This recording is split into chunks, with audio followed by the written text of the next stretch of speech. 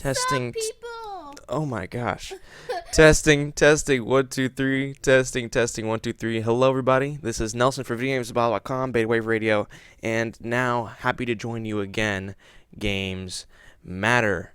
Today, we have a very special stream planned, and if you couldn't already hear her, my sister is going to be playing the game with me. So this should be, I think this should be a real life example of the antagonism possible in this title, although the developers did specifically implement a feature so that you cannot directly attack each other, which is both very nice and in the appropriate situations can be very frustrating depending on who you're playing with. So actually, let's get this party started. Turn up this volume in the background, switch over to monitor capture, and I hear someone screaming in the background. That is my sister, and I think she would object to the title screaming. I think she'd object very much so. Yep. This is Chariot, guys. Chariot is a very unique indie game. Oh, let me see. Yes, we are interviewing too. Chariot is a very unique indie game centered around around two fiancés. The king has just died, and you're taking him to his burying place. And as you're getting ready to just drop him off and let him go, his spirit comes up out of the coffin and is upset because he feels that burying place does not match his magnificence. So you go off through a merry adventure everywhere to try to get him a place that is appropriately worthy. How could you do that? That was so mean. For concerns from my audience, there is the king's undead spirit haranguing you to go forward, and there is an undead skeleton, but surprisingly there is no direct mention of magic. So I was very pleased about that, and so that is what you have to keep in mind if that is a concern for your family. If not, and if you enjoyed what you saw today and you do not get a key, definitely, please check out Chariot. It is available for all new-gen platforms, Wii U, Xbox One, PS4, and PC, right? Did I get that right? Absolutely. Awesome. And today, actually, I have the pleasure of having with me not only my sister, but Alexandre van Chestein, one of the game's developers. How you doing today, Alexandre? Doing fine, thank you. How are you doing? I'm doing pretty well. I just get the constant feeling that I butchered your name in some respect. Oh, everybody does. It's all right. Just call me Alex. Okay, Alex. That works much better. So, so for the uninitiated, explain to everybody what the heck we're doing here. All right. Essentially, well, as you mentioned, the king is dead, and now the purpose, at least the task of the princess, is to deliver his remains unto the royal tomb in the royal catacombs. However, the one that she's chosen isn't really up to his standards. So he demands to be taken to the grandest of tombs. So the entire game is about exploring deeper and deeper into the quite sprawling underground catacombs until you actually find a tomb, a sepulcher that he'll be happy with. Okay, I'm gonna need your help. I'm gonna need your help to pull this up. It says two people. You're pushing it down the hill. You're pushing it down the hill. Yeah, these are some of the two-player challenges. The signs are, every single thing on the sign there is vital to actually getting this one. Okay, so I have to anchor myself. And, okay, so I have to anchor myself and she has to anchor herself on opposite ends right here. Oh, boy. So, well, the first thing you'll notice when you pop in Chariot is just the vibrant art style. It's absolutely beautiful. How did you guys get that? What was the process for developing that art style? It evolved over a whole lot of prototypes, but essentially, we have some amazing artists, and a very extremely motivated art director, and essentially, I think it because the game went through like many different concepts and incarnations, and the pretty much the final one that we had is because we kind of reversed engineered it back to so we can just test the mechanics, and that's when we came up with the reversible cherry design we have now.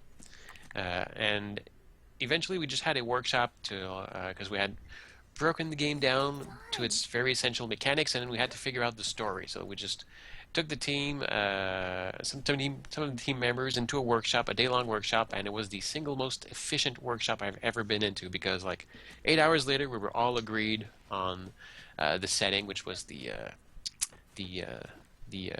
princess and her fiance delivering the king's remains because we want to kind of have a father-daughter dynamic, and we figured well might as well have the father be always there in the chariot itself, and through that process, our lead artist Jean-Michel Morancy essentially just cranked out a couple of sketches of the characters and nailed every single one of them on the first try.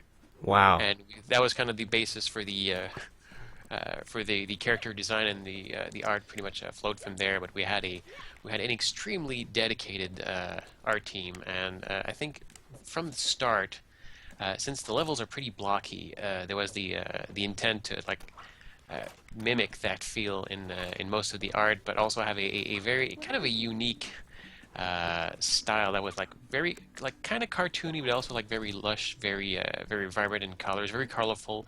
Every world has its own color palette, so it's our directors probably can describe it way better than me, but it was a labor of love throughout the whole process. So you need to jump over me. You're trying to get on one side, I'm trying to get on the other side, and we're both trying to pull it up. I don't know what I'm doing. Yes, that's why, because he didn't want to look at the controls.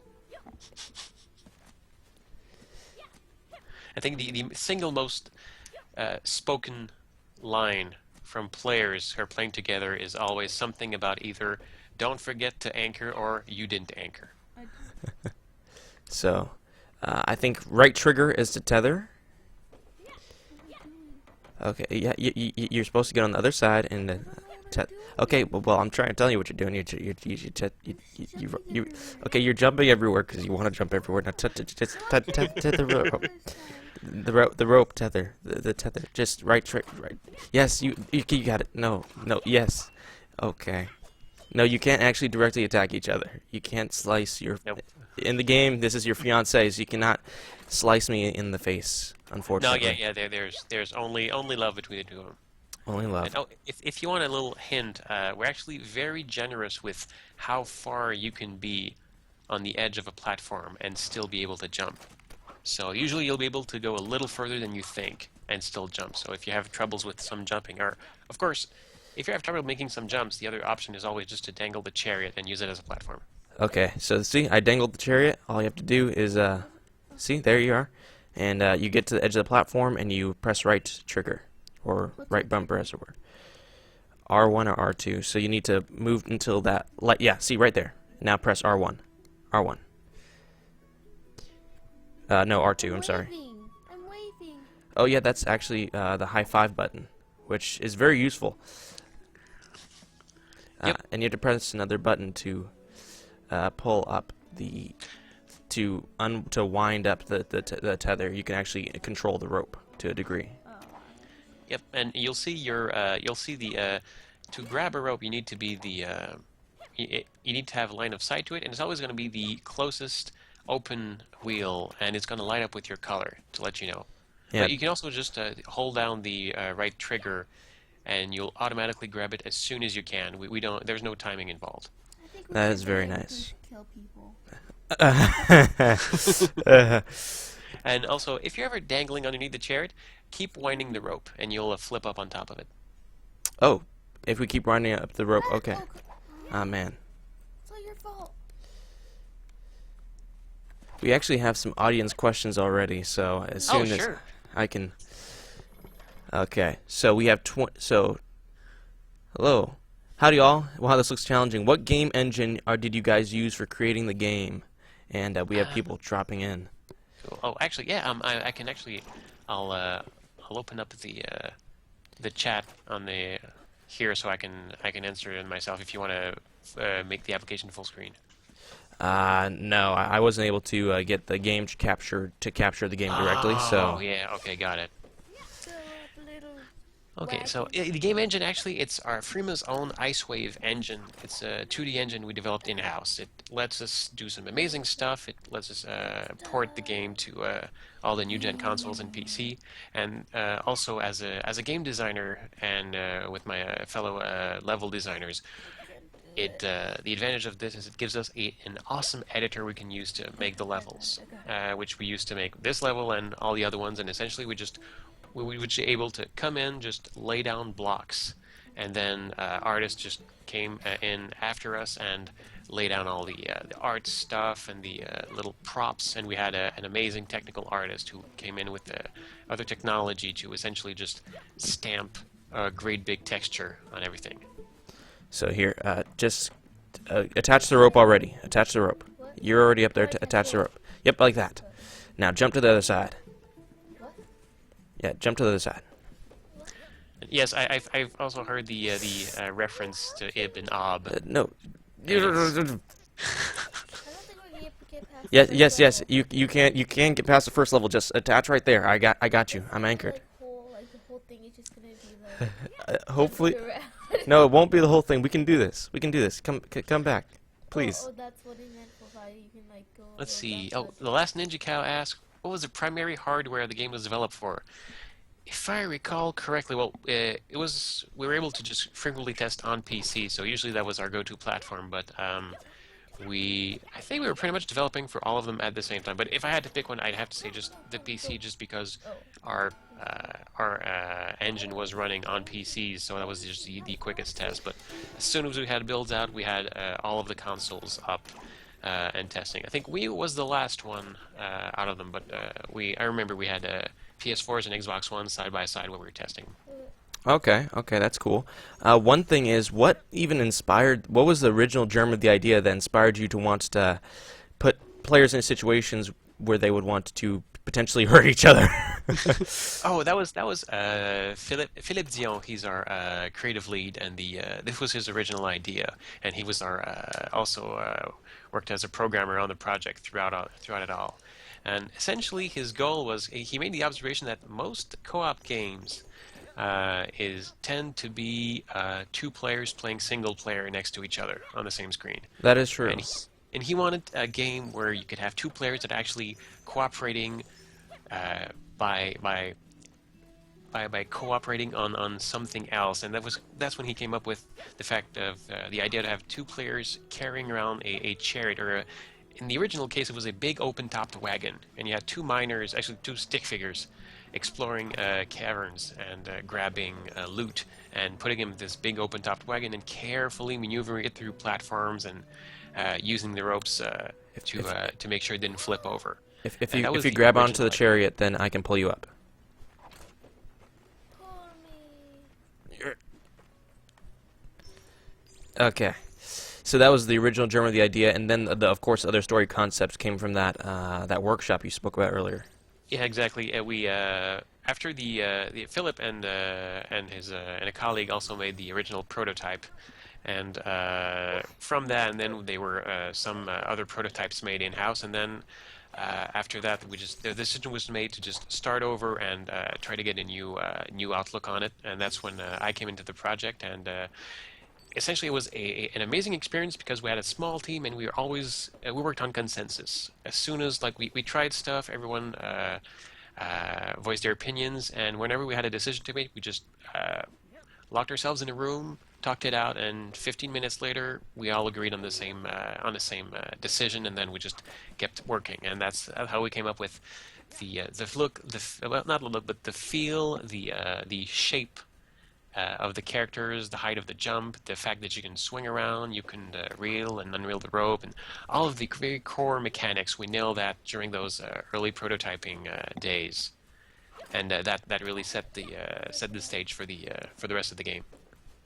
Awesome. So, yeah, even the whole decision to why specifically make a co-op game that was local? So was that an inspiration based on perhaps games from your youth? I think Chariot was also always meant to be a local co-op game, specifically so that you can. It's it's kind of get that feeling of pointing at the screen and high-fiving when you get done something awesome, and it's there's something that you lose when you're not sitting next to the other person. That's the main the reason for it, and also the griefing potential is immense. So we wouldn't want to, especially not want to put you like with a random person. But there's also technical aspects of like this is our engine. It's relatively new. We developed it while we were working on it, and online multiplayer technology across various different platforms would have been very expensive and Yeah. very much out of scope for us. And now you need to wind up the rope. I think that's left trigger, or left bumper. And are you using a? Oh yes. The right analog stick up and down can also be used to reel and unreel the rope if you want to. It's an alternate control. You can also use right analog stick. Oh, okay. You can just hop back up on the chariot. Just, Yeah, whenever you're manipulating the chariot, always remember to anchor yourself. yeah, When you're anchored, always. nothing can pull you off. When you're anchored, nothing can pull you off. Okay. So pull yourself up by holding the left bump. You can use the right analog stick apparently until you flip up on it. Yep. That. I have a question, actually. You have a question. Yes. Okay, I'd like to hear the question first. Can the high fives be used for slapping? Can the high fives be used for slapping? Sadly, no. However, if you do, there is a left me hanging animation if you let it finish and just lay off the button before the other person finishes the high five. But there's no physical contact. No physical contact. Okay, so you have to anchor yourself by going down with the left stick. I don't know what that. Push down on the left stick. Push down on the left stick. Left stick. Left stick. Left stick. The stick. In demos, I always say instead of moving left or right, move down. And I think that's because it's hard to like ducking is no longer a very known move in games. Okay. Instead of moving left or right, move down. Okay. Wait. Oh, so you need to be. Well, I'm anchoring, and okay, apparently you're anchored, and there's still that blue thing above us. Why? Well. Oh, it's a proximity thing. The chariot needs to be close enough to a you probably just need to stretch it a little bit higher. So you need to let go of it a little bit, and then get down, anchor down, bunker down. Oh, sorry. Okay. Yep. And then go to the right. Go to the right. You got it. You got it. Yep. Okay. Yep. You got it. You can do it. I'm just like. So, oh, we're getting smoke. So, You can probably do it from those two platforms. I'm not sure if you need to actually get up there. okay. What was your? I know a lot of things about game development change in the process. It's one of the keys to making a very unique and very cool game such as this one. So, what was one of the biggest things that changed from in between, starting development and the final release? What was one of the biggest? Did you have to cut any big features or any big settings? We'll just move on. Why did we do that in the first place? If you did you get? Oh yes, I'm seeing a little bit of delay on the Twitch. I'm rooting for you guys. I appreciate that. So, Yeah. what was the biggest thing that changed during the development? Was there any big features that had to be cut, for example? Let's see. I know we had some because you can collect blueprints in the game for gadgets that give you special powers. Yeah. And not sure there could be one in this very level actually. I forget, but essentially we had a few more of these initially, but we cut out, but both for scoping reason, but also because they weren't as much fun. We cut out the gadgets that weren't pulling their weight, and we also I think we really we pulled a lot of overtime because we really wanted 5 worlds in the game, but for a long time looking increasingly likely that we'd have only 4 worlds in the game. So how many are in the game? 5 worlds with 5 levels each. Oh, cool. And, So you guys managed to do it. oh yeah, and art-wise also we wanted a lot of more landmarks in the levels, like not just level geometry, but also like big statues or stuff, and we weren't able to get into the art budget. We also had planned a few more cutscenes, but those had to be cut as well. If you But just, as you said, you just pull up and you'll flip on. Okay. Are they gonna That's a very handy feature. How did you guys notice that you guys needed that? Was this always in the Oh, plan, yeah. or was that something that was implemented after seeing players? That actually flipping up onto the chariot and the anchor move were highly contentious for a while, but like the anchor was a gadget at some point. Oh, okay. But we tested it internally and with our QA people, and the anchor just had to be a core because it was just too integral to the whole experience. But for the flipping up, I was like, I wanted to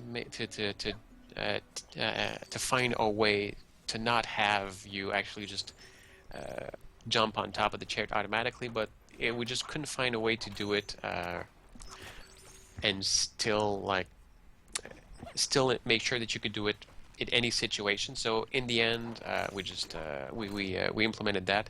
But all the experimentation we did, trying to let you just like swing from a side onto the chariot, led to some really cool swinging mechanics like that upgraded from the original versions.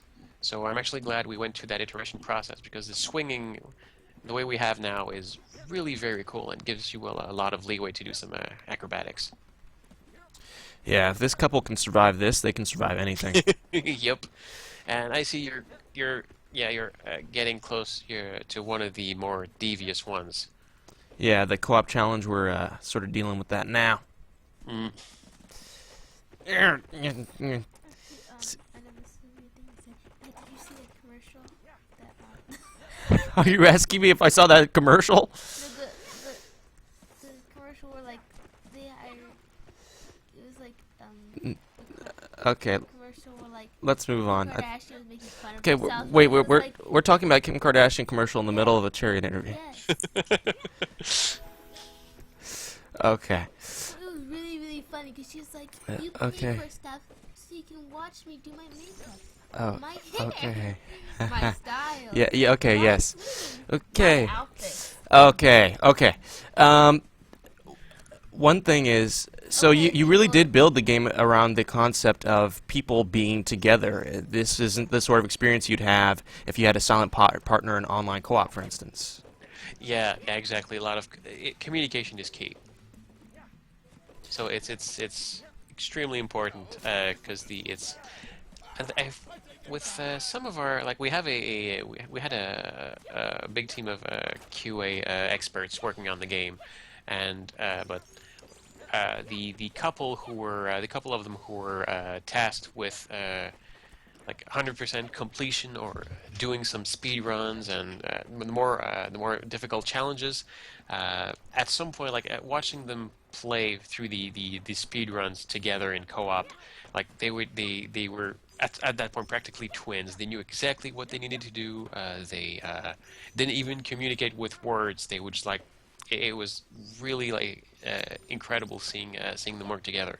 I don't think anyone else can actually work that well together. So everyone else in the world has to communicate with words and explain and kind of get a feeling for how each other works. But it's cool because we've showed this game at PAX and RTX and ID at Xbox and GDC and so on. But the great thing is we often just sometimes we'll get friends or couples playing together. Other times we'll just get single players, and we'll just like put random people together, and it really only takes a few moments, and they already begin to work together and cooperate, and it's a really cool thing to see.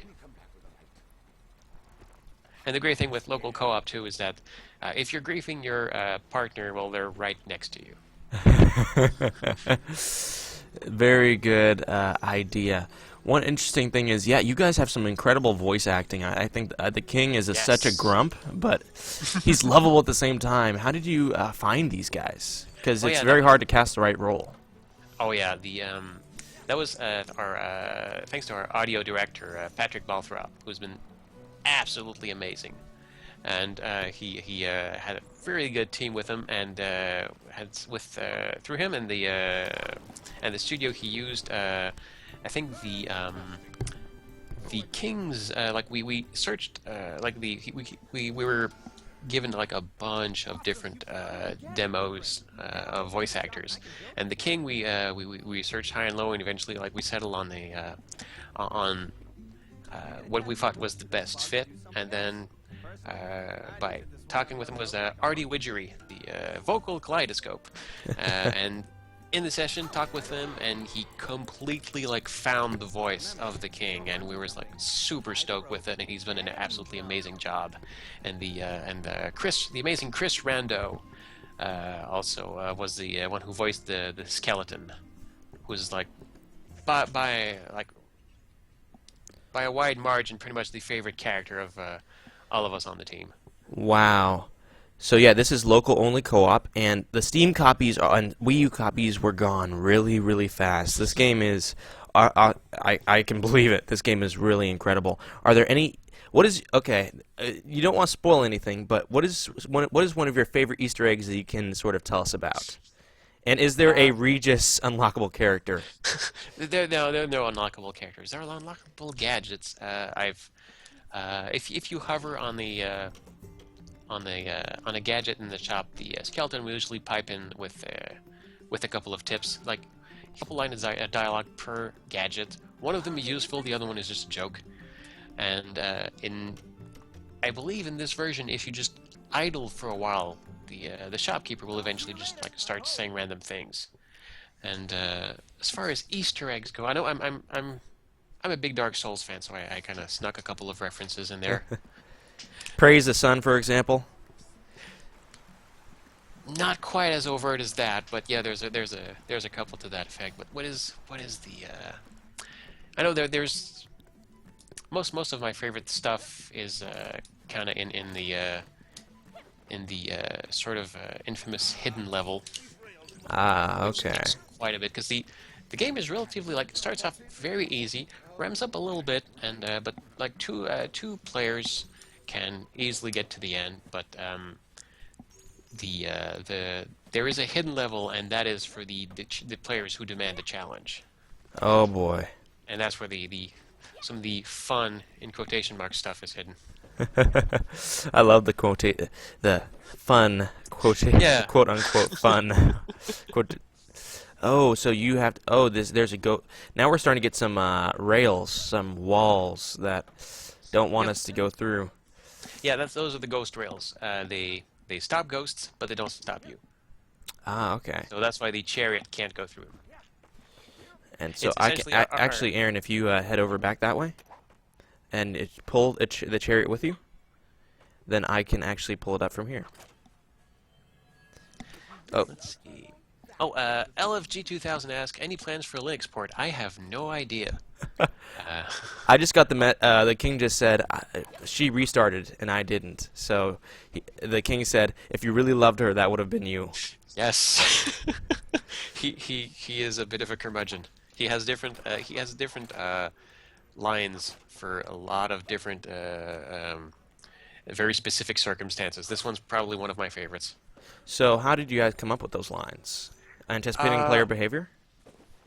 Pretty much, yeah. I just sat down and wrote, because I was also the writer for the game, and I mostly sat down and like made a big list of like, all right, events that could warrant some fun lines, and then the rest of the team pitched in. We worked it out together, and we essentially, and also of course our programmers told us what we could do and what we couldn't, and in the end we had a very thorough and serviceable little dialogue tree. But we also made sure that the King wasn't too vocal, so he didn't get tired of him.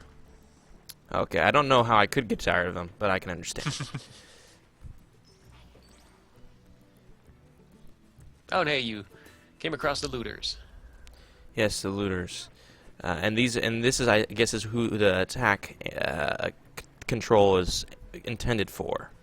Yep, exactly. The enemies in the game, looters, they come in different shapes and sizes. They have different abilities, but essentially they are completely unconcerned with you.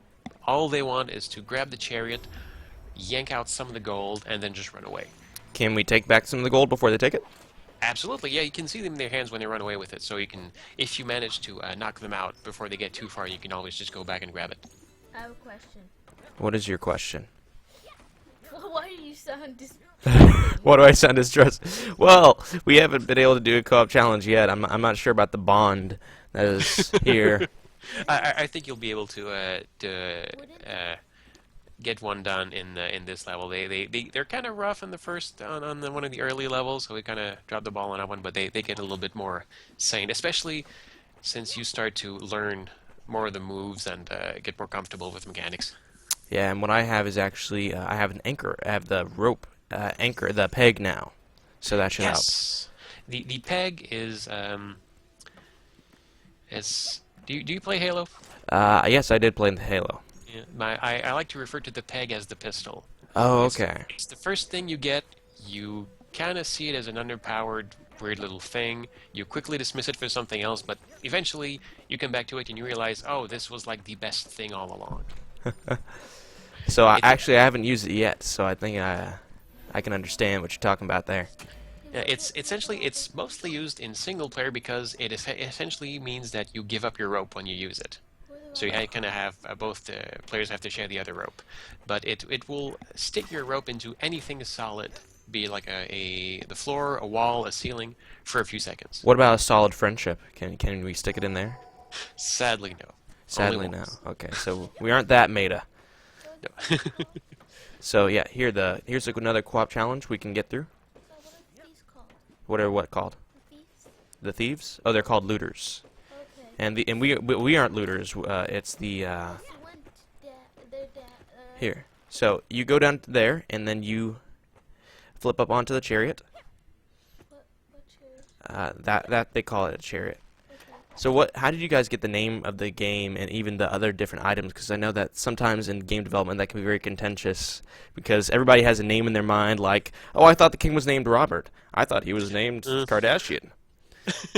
I know that for the name of the game, the first prototype name was Chariot, and it went through Tighten a it. ton of different propositions or for suggestions for name changes, but in the end we just stuck with Chariot, and it's So it's not the most easily searchable name in the world, but we've really grown to love it. How do you know how to spell And for the actual characters, I think I was always of the opinion that they don't really need the names, and that it's not really vital to the story. And I kind of like just the fact that they're kind of their little they kind of wear their titles on their sleeve. You have the king, the princess, the fiance, the shopkeeper, and that's pretty much all there is in their little world, and that's fine.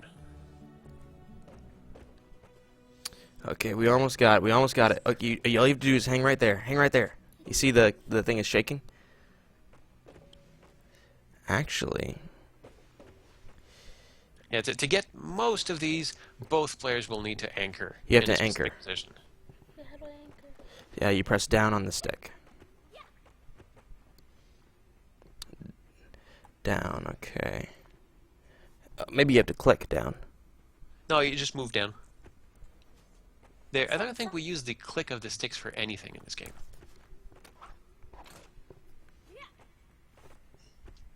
So pull.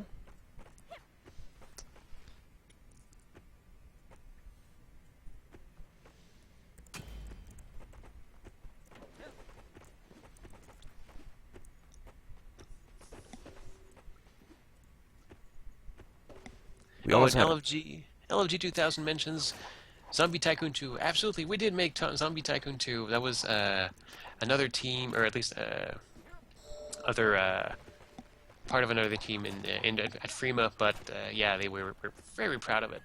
With my game design colleagues, Eric Latouche was the game designer on that one.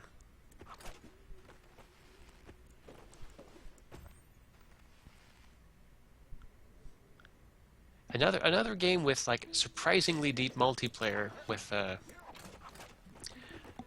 with Zombie Tycoon 2. I wasn't involved in the in development a lot, but I think I tested for a day.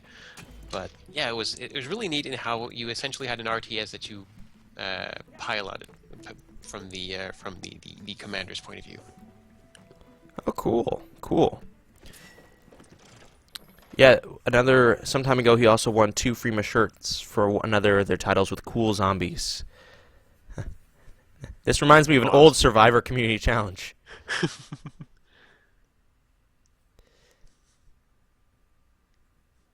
Yeah, it's actually super hard to get that gem without locking. So the best thing to do is just have 2 players on as far as you can from each other, lock down, and then just pull and unwind the rope to kind of adjust where the chariot sits between the 2 of you, so it's close enough. Okay, so did you hear that? Essentially, we have to get as far away from each other as possible, so you need to give me a little bit more space on the rope. Oh, see. Oh, it was shaking. You were right there. Okay, just stay there. Stay there. It was actually perfect. I was actually an idiot. Just play that order. Okay, so pull it a little tighter. So it's tighter. It's tight enough. It's tight enough. It's tight enough, and we almost yes. And that's all there is to it. All there is to it.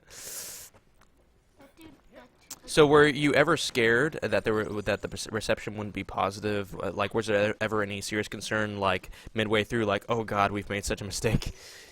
Oh yeah, especially in the end where like we're getting close to the shipping, and then we realize all the things we can't really do and all the corners we had to cut, and it's like there's still like some little parts of some levels that I wish we'd have done better, but overall we're like pretty satisfied with what came out. And I think between the time it came out and that first Destructoid review, we were like walking on eggshells and like constantly checking everything, and Oh, I was like sweating profusely. And then the first review hit, the Destructoid gave it an 8.5 out of 10, and then we just went and we were able to like live again at that point, because it wasn't just us, people actually liking the game.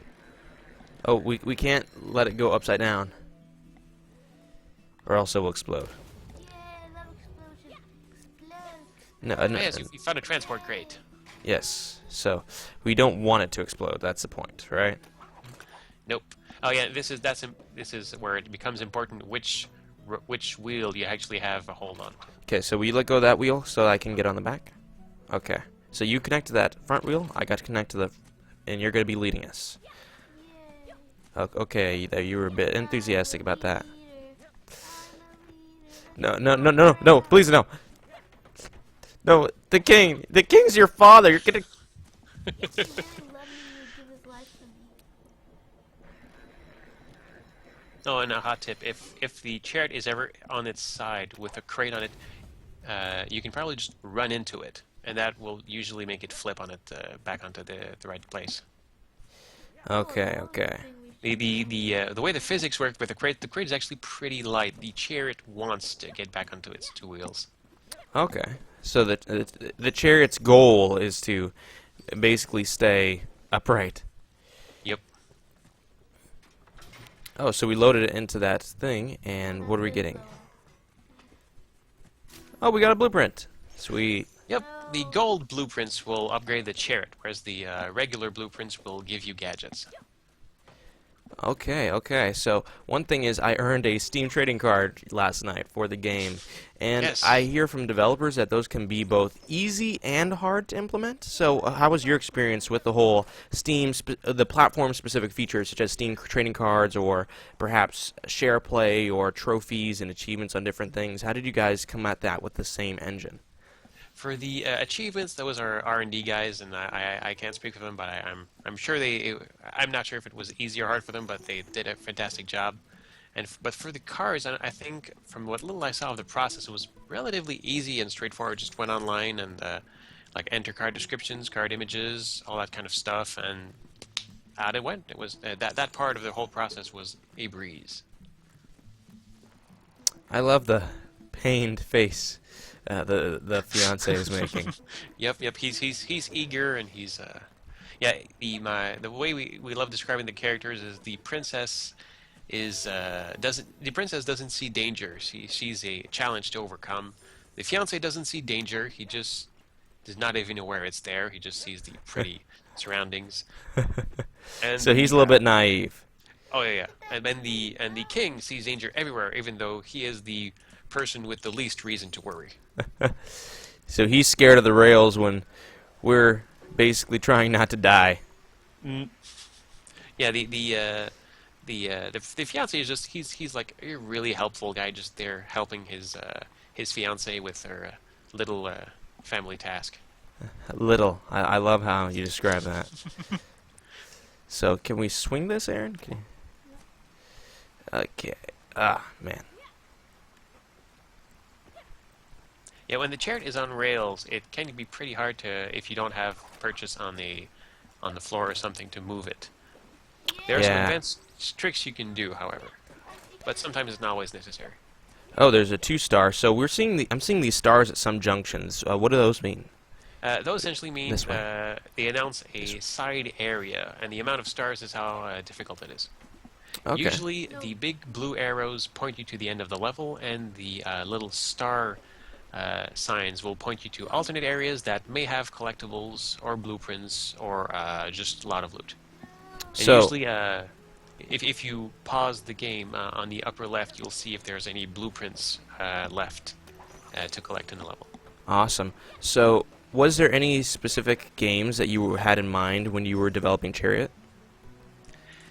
I'm sorry, what? Did you have any specific games as inspirations, or was it just sort of an idea that you guys hadn't really seen done yet that you guys wanted to explore more? I know the base idea that was Phil's concept was I don't think came from any specific game, but during development, Phil was really a huge fan of Secret of Monkey Island. Oh yeah, I can definitely see that influence here. And he also wanted that to like one of the inspirations for the shopkeeper was the merchant who sells you the boat in the second game. He The likes to Stan the just steal salesman. Yes, absolutely. And me personally, I think one of my biggest influence for the mechanics was because I'm more of a mechanics guy, mechanics and story. Okay, My we barely main got it. influence- Your main influence. Let's do My main it. influence was Mega Man 2. Mega Man 2. That's 'Cause interesting. that is how responsive I wanted the controls to be for the characters.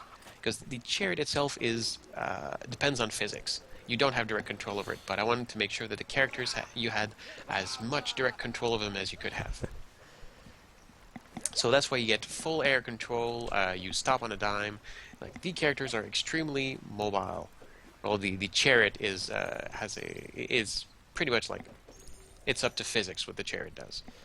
Okay. So you just want to make sure that everybody felt in control at all times. I actually noticed an interesting thing that you explained last night, that the characters, usually when you have floaty platforming in a game, it feels sort of wrong. In this game, the fact that it is a little bit floaty, it actually feels better than if they had sort of the pixel perfect controls. Yeah, especially since you often be jumping with the chariot, and you'll need to land in a very specific spot. So we wanted to make sure that you had that little bit of extra air time, but not so much that you'd end up feeling like too floaty, and also the characters are technically the characters are under double Earth's gravity. Oh, okay. So they're incredibly strong. They can jump very high based on their height, but they will accelerate faster when they fall. So the chariot can fall, and then you can jump after it, and you will catch up to it. Okay, so it's like super people. Yep, pretty much. Yeah, they have invincible ankles and heads, and are extremely strong. Okay, so do we ever outrace a speeding bullet in this game? Not on. Actually, there's a gadget that lets you run faster. I forget if the fiance can outrun his own slingshot stone. And that using would that. be really cool. I'm gonna have to try that out. I forget. I don't know the specifics on that one. Awesome. So, I mean, you said you went to conventions such as PAX and such, and I've been reading a lot about developers who went to events like that and the feedback they received from that. What was the most useful piece of feedback you've received from an event like PAX? Because it was just like, of course, the great the great thing about like events like that is that you get to see a lot of players playing the game. It was these pretty much the going to PAX, which pretty much the single greatest moment of my life, which is an amazing experience. Got to meet a lot of people, see so many like people having fun with the game, and I think the thing we learned a lot was some like incidental stuff, like some checkpoint placement.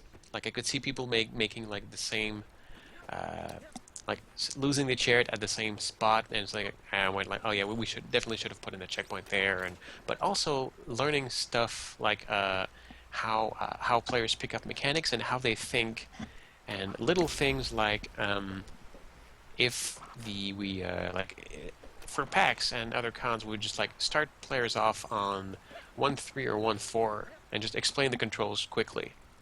And but Okay. that means players would skip the first level in which you start off just pushing the chariot along, and players would just never really learn to push the chariot, always be pulling it everywhere. So when there's a challenge that essentially can be solved in half a second by just pushing the chariot forward, players would try to pull it and maneuver around and have a hard time with it because they just never we never show them the most basic of mechanics, and they never had to actually use it. So that taught us a lot in how to present mechanics to players and how to make sure that we don't skip the basic stuff, and that we give them enough time to master it and get a feel for it, so they'll remember that it's part of their arsenal of moves. Ah, man, we just got attacked by looters. No. I must save you, father. Hey, can I name them? Yep, that's where the attacking is important. So, you like how the king and such didn't have a specific label. We need to go back to get that gem. I want to name them. So she wants to name the king. Can we name the king? Oh, you could call him what you want. He doesn't really have a name officially. Can I call him Filbert? Absolutely. Kelsey Grammer. No, no. No, I'll name him after my future husband. Happy Styles! That's Okay. his new name. Never mind. That's- No naming. That's his new name. Man, so what quality is the stream? 720p? With the crazy jacket and the arms. Talking about stand sales, man. Is Freeman going to be part of Montreal Jew next month? Or Montreal Plays? Montreal plays. I know that on the 28th of February, we should be at the there's an event at the Eccentrics, and we will be there. I'm not sure if that's part of Montreal Joue. Okay. Oh, I think I may have jacked up the pronunciation of Montreal. Oh, it's what happens with French. It's always. Come here. Let's see. Harry, my fiance isn't treating me It's right. Being a mean jerk. Yep. So yeah, it's the La Nuit Blanche, the event on the 28th of February. That is part of Montreal Joue. So yeah, we will be there.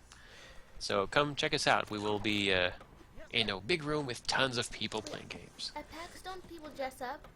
At PAX, don't people dress up? And have you guys Yes. ever had anybody cosplay as the characters from Chariot? There were a couple of streamers here in Quebec that had a crowns and a blue wig, and I really dug that. But aside from that, no cosplayers. But I think like that would be a check on the bucket list if I ever see people actually cosplaying characters from a game that I worked on. So if I, for example, was to dress up in a coffin and have my sister drag me around in single player, that would be your dream come true. Yep, absolutely, that would count. Awesome, awesome. Yeah, there were some like at RTX2 and at RTX was mostly like it had some amazing Ruby cosplayers, but at PAX there were like I think one of my favorite cosplays at PAX was the person dressed up as the main character from Papers, Please. Oh, with okay. with booth and everything. With the booth, how do they? Yes. Had a little cardboard booth, and it was glorious. What I really want to see is a Georgie. That's who I want to see. Oh, Georgie's the best. Yeah, Aristoka the best. Everyone the best. Gobristan is not a country. Or is it? Hmm. So, you need to flip up on the thing. It won't let me. Remember, it's pulling up when you're in the air. So, jump and it's because you need to be swung out more. So now pull up. Yeah, you can't pull up if your feet are on the ground. It's only when you're fully hanging. But usually, if you're low enough to have your feet on the ground, the other player can usually lower the chariot down, and you can stand on the side because the chariot is actually its side is actually wide enough to be used as a platform. Oh wow. We call that move the elevator. When you kind of just lower the chariot down, the other player stands on top of it, and then the other player just lifts them up. On the Okay. Steam page, we have a couple of videos. One of them is tips and tricks, where we kind of show off some of the single, solo, and co-op moves you can do with the chariot. So when you're at something like PAX, how do you watch players without looking like a stalker? I just stand on the side and smile, and Hope they don't notice you. yep.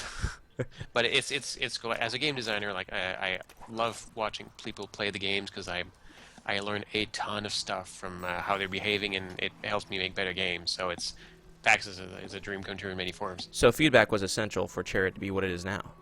Oh yeah, absolutely. It's you can't you can't really make a game and hope to get it right on the first try. Like it's nearly impossible. You and the it's I kind of like how Dan Cook puts it in one of his blogs. He essentially said that like the chance of designing a perfect game from the get-go on the first iteration is about like 1 in 500. But after a couple of iterations, it usually comes back to like 1 in 5. It becomes very easy very quickly to make a good game as soon as you put it into the hands of enough people. Awesome, awesome. Because we all have a game in our heads, but when it actually gets put into practice, sometimes reality happens and you realize, oh, those two mechanics don't work at all together. I love how you describe it. Reality happens. Yep. Because in theory, practice is just like theory. Glad the guild assigned me to this outpost. I get to work close to my ancestors. But usually in practice, it's not. Oh, ready for adventure?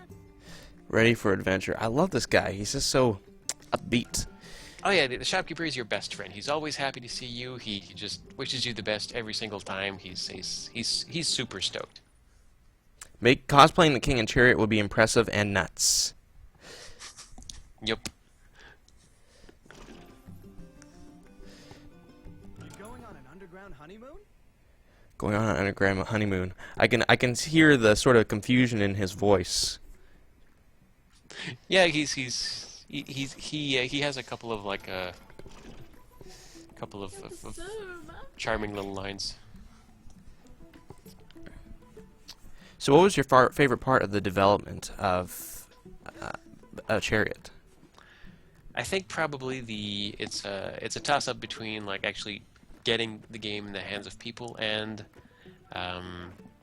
there was the voice the recording sessions with the artists were absolutely amazing. You mean the voice actors? The voice actors, yes, the voice actors. Sorry, yeah, that was just I had a blast. Was there a lot of improvisation? Not a whole lot, but some, but it usually was like in different takes and different different ways to interpret the lines, and sometimes one of the voice actors would like suggest a little tweak, and that would just make the line so much better. So it was a great process. And also, I think it's a toss-up between getting the game into the hands of people, the voice recording, and the early prototyping, because I love prototyping. So the early days where it was like very easy to just like we tweak a couple things, we try out stuff, we go back to the drawing board, we test it out, and we just hammer out a terrific set of mechanics. That's what I live for. So if you could go back and change anything, or go back and possibly do anything differently, would you? usually my philosophy in life is to like I never want to go back and change anything because I might mess up something. Because like life is pretty awesome, and I don't want to risk losing anything that I have. So Essentially, you don't I'm want a Back to the Future 2 happening. exactly. No, I'm fine with that happening. I learned like mistakes happen, and you learn from them. So I wouldn't change a thing. But if it like making another game, then I get to put all that knowledge to use. Okay, so is there a Biff Tannen in your life? Okay, there's Uh, flowers growing underneath my feet. That's No, I the don't think flower. so. Thankfully not. What's up with the flowers? I would know, I think. My sister really likes the flowers. What inspired the life paths for Oh. the fiancés and the death rails for the king? Yeah, the life path. The death rails were, I think the death rail usually were just rails, and it just made sense that the character would just fall down through them because they wouldn't stand on them. But then for the reverse, there was no like easy real life equivalent to something that the chariot would fall through, but the characters would just walk on. Because like we figured like well, tiny little ledges maybe, but then they wouldn't work as walls. So that's when like I thought, well, we could just like have like these little green like just have like say no, these are platforms that only the characters can walk on. But then our Jean-Michel, our lead artist, said like, well, if you're going to use this rationale for that, then it needs to be consistent, so we should use it for both. And that's when he suggested to have the rails just become like rails of the dead. And then we have, okay, well, we have Paths of the Life, and then Rails of the Dead, and then it just made sense because they were kind of two sides of the same coin. And the inspiration for the visuals came from I think it came from our from our art director, I'm not sure. But essentially the idea was to take inspiration from I think the forest creature in Princess Mononoke. Oh, okay. Walks and like with every step like flowers bloom, and that's the kind of effect we wanted to reproduce. Okay, awesome. That's actually a really good inspiration. So you guys, to make media, it requires knowing a lot of media. Would you say that? Oh, yes, absolutely. I think the one of the most important things to working in the industry to have a lot of culture, because that just it's invaluable. Is there any specific type of media or any specific games or movies or anything that you would recommend for people who want to go into game development or making media in general?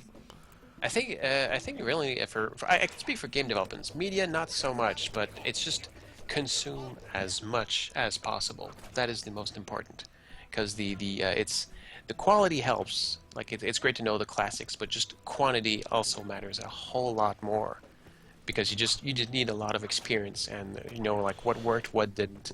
So it's I think it's just it's not exactly like like what you like, see what you like to see, but just see a whole lot of it. Good advice. Okay, so I'm seeing a -5. Oh, bang. Yeah, that's when you enter battle. Whenever some of the looter nests are active, then that little panel up top will just tell you like, are you net positive or negative in terms of loot? So -5 means that a looter actually made off with some of your loot. Dang. So is it possible to actually take some stuff from the... Come on up. Come on up. And jump up there and then reattach. And so you're going to need to make that a platform for me. So you need to anchor yourself. I don't know how to do that. Okay, then let me... then take this part of the chariot and I'll get on that side. I don't know what to do. Okay, let go. Okay, now let go of the chariot again.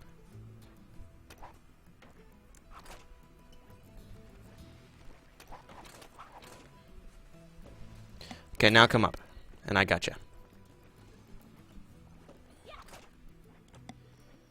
It's always funny when players get into that situation where you have the chariot on a platform and both players dangling on either side. It's sort of like a what do we do now? Yep. So pull up, and you should be able to jump now. Here. Now, if you ever can't flip up on top of the chariot, it means the space on top of it isn't free. Okay. Yeah, we need to get the. Apparently, the king needs to get his non-existent hands on it himself. So you can slice Yeah, that looter real quick. yeah. His Majesty demands to be the one handling all of the pickups. So, jump up on top of the chariot.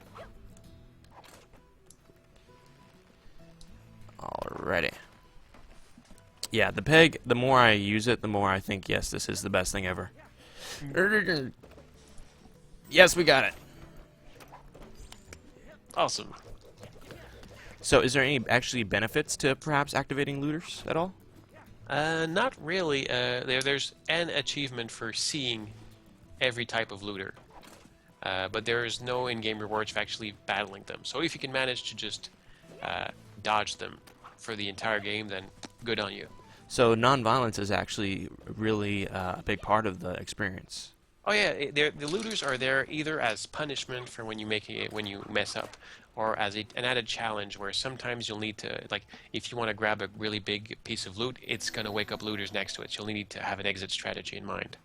But there's never really any specific mechanic rewarding you for defeating them. You can defeat them just as easily by leaving and managing to make sure they don't get their hands on the chariot. I love the how it inspires these vocalizations. I gotta get no. Oh, okay. You're leaving me behind. I'm dying. I need your help, please. Well, thank you for that. I've had to throw the king in the air once, jump towards a wall, rope lock the king, and peg it into the wall, then re-rope the king's other side to climb up the wall. Oh yeah, I would love to. I would love to have seen that. Some of the maneuvers people come up with are just amazing. Like one of my favorite new moves, the drawbridge move with the peg is something that a streamer showed me on Xbox One. Oh wow! And it's part of the little tips and tricks video, but there's a whole lot of stuff you can do with a platform on wheels, dependent on physics. What's interesting is how I've been amazed just how I'm using a keyboard, she's using a controller, and it still feels pretty good. So. Oh, using the keyboard! Wow. I'm getting that reaction that you really shouldn't be doing that. It's tricky. It's really tricky. It's an unconventional game to use with the keyboard, and we kind of did the best we could with the key placement. But yeah, it's entirely serviceable. But it's the best we could do. Well, so, I'm actually impressed. You guys did from my perspective, you guys did a great job. I haven't had any problems with it. Whereas other games that were more keyboard friendly, or supposedly didn't do it as well. So nice job. Good on you guys. Oh, well, thank you very much. Yeah, we had to test a whole lot to finally figure out some combination of keys that would work. And if at any point the co-op player needs to go away for a little bit, you can just hold down the start button, and they'll automatically unspawn, and you can pop back in at any time. Oh, nice. Is there any of that for the keyboard player? No, I think the keyboard player by default is the first player, but it's only for the second player. Okay. Whoever is the second player, they can hold down the start button, and they'll drop out. Player number one isn't off the hook. They need to finish the level. Yeah, exactly. Yeah, player one is the one in charge in terms of at least running the show. Although that can clearly change throughout the course of the level. Can you quit in mid-level and come back to where you stopped? Oh, sure, yeah, there's a save and quit function. It's going to bring you back to the last checkpoint you hit. And you can always re-hit a checkpoint if you want. That's awesome, because one thing even for the Lego games is when you can only quit, in the old Lego games at least, you couldn't quit until after you had completed a level, and that would get really difficult when you need to do something and it's like, but I need to defeat Lego Freeze, Mr. Freeze. Oh yeah, no, especially some of the later levels get pretty long, so you absolutely have to have a save and quit in this game. Especially the hidden level. I think the fastest I've seen someone beat it on their first try was something like 3 hours. 3 hours first Yeah, try. Yeah, and some of the like later levels usually they can take up to like Oh, 45 minutes to an hour. you So take it up it's yeah, there. save and quit is essential. So you take it up there, right? I'm gonna leave you take it up there. You're going to drop it down. No, you're gonna drop it down here. I'm going to have to catch it. Trust me. Just push it down. Woo!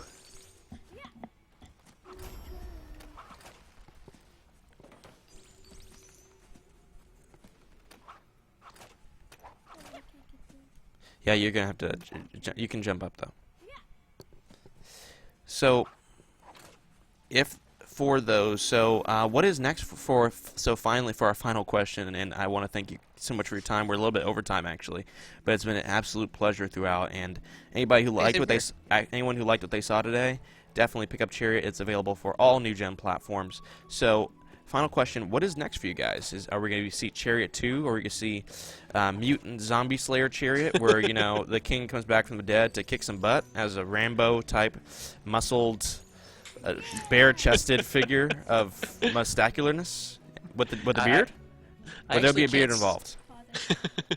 Father. I cannot confirm nor deny the presence of beards, but Wait, do yeah, we if you actually want to stay in touch with our next steps, our community manager Laurent, who is absolutely amazing, is tweeting the Chariot news on at Chariot Game, and also Chariot Game has a Facebook, and that is where we will always give out some updates. So I can't say So you need to anything, grab but it. my colleagues will be happy to drop the news when they want or All when they right. can. So I'm going to get this last checkpoint, and with that, I want to say thank you so much, sir, for this interview. And yeah, definitely, guys, games matter, and thank you for watching, supporting Games Matter / Video Games Bible.